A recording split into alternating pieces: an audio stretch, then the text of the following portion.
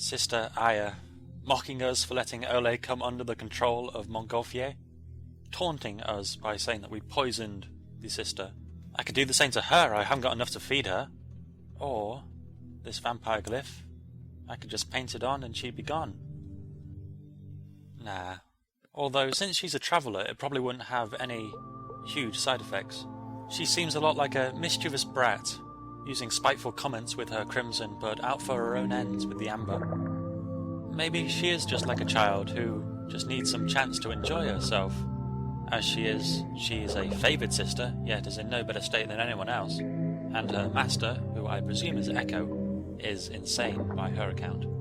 And from what I've seen, I can only attest to that. Maybe if I showed her a little affection, she could change her ways. But in these sort of cases, if I wait too long, it could be too late. Just try not to write her off immediately. She must have a good side in there somewhere.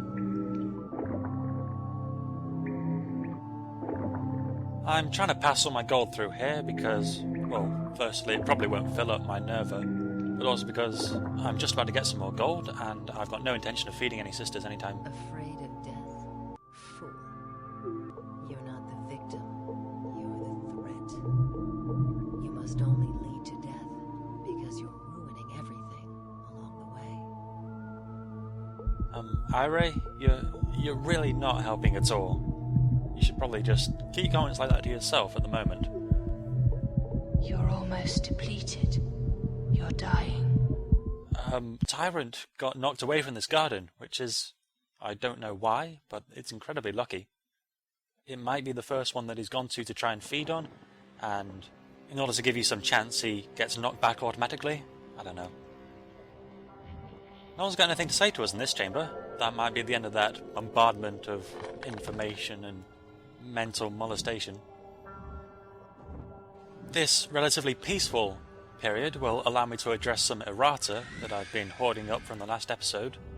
Firstly, I went on and on about the apparently elderly female voice that was talking to us in the mine, and what it could mean if there was an old sister speaking to us from God knows where, but actually it turns out that it's just Auden with a sore throat. We don't know anyone else at the moment besides the current sisters and brothers and how many iterations of colour there are, so disregard everything I said about that. Secondly, I got myself a bit confused when Colour said the chain of limits was endless.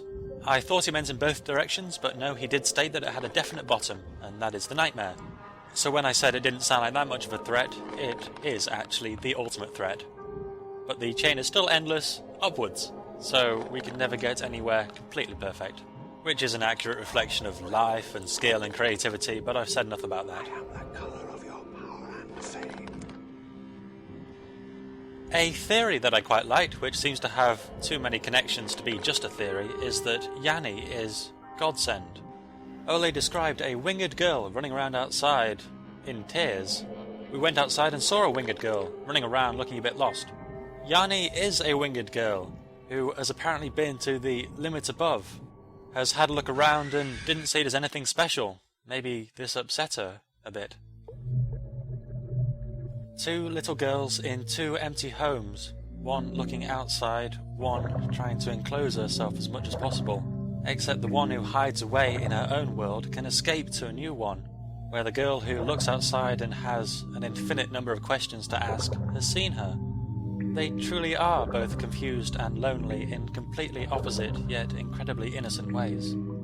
It's impossible to favour either of them, but I'm probably going to be asked to quite soon. Here I'm passing everything through, except just what I need to fight with. Montgolfier was, maybe still is my mentor, even if what Aya says about him corrupting You're Ole is almost true. depleted. You're dying. If there is still a bridge there, I don't want to burn it straight away. Violet. Amber. Amber. Tyrant, as the strongest brother, probably can't be handled right now. And that leaves Caterpillar, who's in the process of feeding on one of our gardens, and he was never that much of a mentor anyway. Lost souls are like that. They're heavy. You let your soul go. No, that's not quite how it happened. Thankfully, there was an autosave immediately before I ran out of colour, so I can just load that straight back up. I need to put some colour in me straight away since I am one droplet away from death. This actually worked out very, very well, since I was going to autosave just before this fight anyway, mainly because I haven't tried it for a while, and also because Caterpillar is one of the harder ones. Although I can't remember why. Of course, I'm going into all these fights without any extra practice. We'll talk later about what I have seen here. Oh, hang on, before you go, I've got one thing to show you. Ordelia. How do you like that? Christ, that was a terrible drawing. You're either exceptionally brave or exceptionally stupid. Were you hoping to be forgiven for your absurd weakness? You will not be forgiven anything, young one. We don't have the power to forgive. No one here can do that. The colors do not know pity or compassion. If you survive, I'll order the sisters to show you the heartlessness of color. The color of Lympha dictates its will. It tolerates no weakness and makes no compromises. Thus, neither do I. Prepare for your punishment, young one, and remember, there is something 100 times worse than pain or death, and that is existence without color. We call that absolute death. Aha, but I'm Color's pet. He isn't heartless, he just has no will of his own. The sisters can show me nothing. This is some new music. How these fights are going to work is, I'm going to wander around and let you soak in the atmosphere for a minute or so, and then I'm going to turn off the brothers' audio so that you can hear all the interesting things I have to say. At the start of each fight we get to prep ourselves as much as we want, but after that we're not allowed to return to this screen. As always, the only things I need in a skirmish are attack, defense, and speed. In some fights you can do without either defense or speed, but in others they're absolutely essential, so it's always best to be prepared.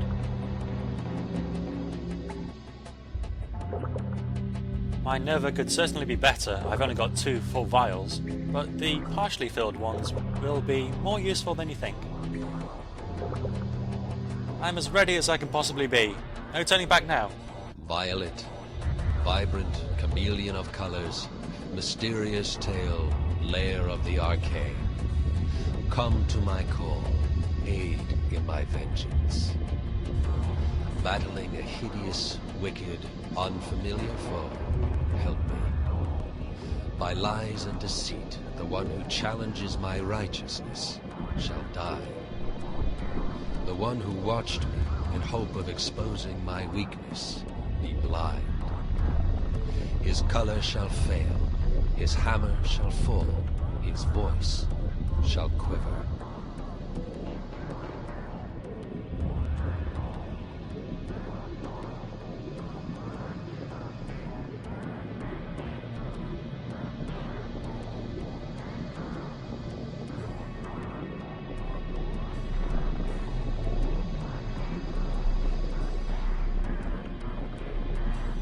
Cold-blooded Argent. The chants are fantastic, it's a shame to have to silence them. Full transcripts are kicking around the Icebeak Lodge forums if you're interested. So, since Caterpillar is rolling all around, I think I'll favour the Tumbleweed Glyph, fighting balls with balls.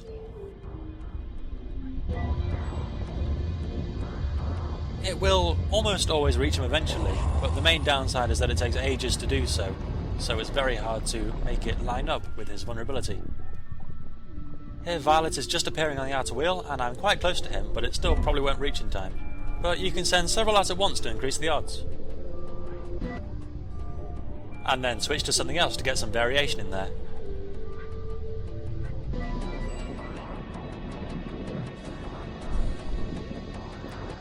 His main attack is just lobbing one of these balls at you. As you can see, when they are destroyed, he is damaged, but you can also attack him directly for the same effect. Now he's using his second attack, where he acts very much like a magnet and pulls us towards him.